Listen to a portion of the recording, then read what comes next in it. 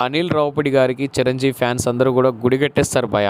ఆ రేంజ్‌లో చూపిచ్చారు చిరంజీవి గారిని. అసలు మ్యాటర్ ఏంటంటే భయ్య 'మనశంకర వరప్రసాద్' మూవీ ఈరోజు సినిమా రిలీజ్ అయింది.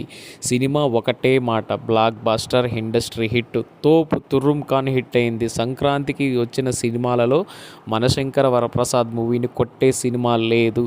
అనిల్ రావిపూడి గారు క్రింజ్ సినిమాల నుంచి చాలా డైవర్ట్ అయ్యి 'మనశంకర వరప్రసాద్'లో చిరంజీవి గారిని ఏ విధంగా చూపిస్తే ఆడియన్స్ కనెక్ట్ అవుతారో, ఒక బాస్ గానీ, లేకపోతే ఒక గ్యాంగ్ లీడర్ గానీ, ఇలాంటి రేంజ్ సినిమాల్ని గుర్తుకు తెచ్చుకున్నారో ఏమో గానీ, 'రిక్షావోడేనా' అలాంటి సినిమాల్ని మనం గుర్తు తెచ్చుకొని, ఆ టైప్ ఆఫ్ క్యారెక్టర్‌ని క్రియేట్ చేసి, ఆ స్టైల్‌ని, ఆ లుకింగ్‌ని పరిచయం చేసిన ఏకైక డైరెక్టర్ పల్స్ పట్టుకున్నారండి. చిరంజీవి గారు పల్స్ పట్టుకొని ఆయన ఏ విధంగా ఎస్టాబ్లిష్ చేయాలి, స్క్రీన్ ప్రెజెన్స్ ఏ విధంగా చేయాలి అనేది అనిల్ రావిపూడి గారికి అర్థమైపోయిందండి.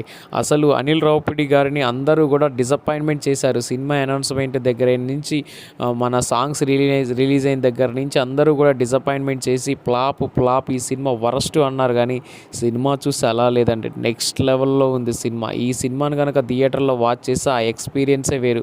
బుల్‌రాజు క్యారెక్టర్ గానీ, నయనతార క్యారెక్టర్ గానీ, వెంకటేష్ ఇక లాస్ట్ 20 మినిట్స్ మీరు సీట్‌లో కూర్చుంటే అడగండి ఒట్టు పగలబడి నవ్వుతారు. ఇందులో ఒక్క క్యారెక్టర్ కాదండి, చిరంజీవి అండ్ నయనతార వాళ్ళిద్దరూ అసలు పోషించిన విధానం, వాళ్ళకి రాసిన క్యారెక్టర్ ఎస్టాబ్లిష్ చేసిన విధానం నెక్స్ట్ లెవెల్. మీరు కూడా సినిమా చూసినట్టయితే కామెంట్ సెక్షన్‌లో సూపర్ హిట్ అని రాయండి. Thank you watching.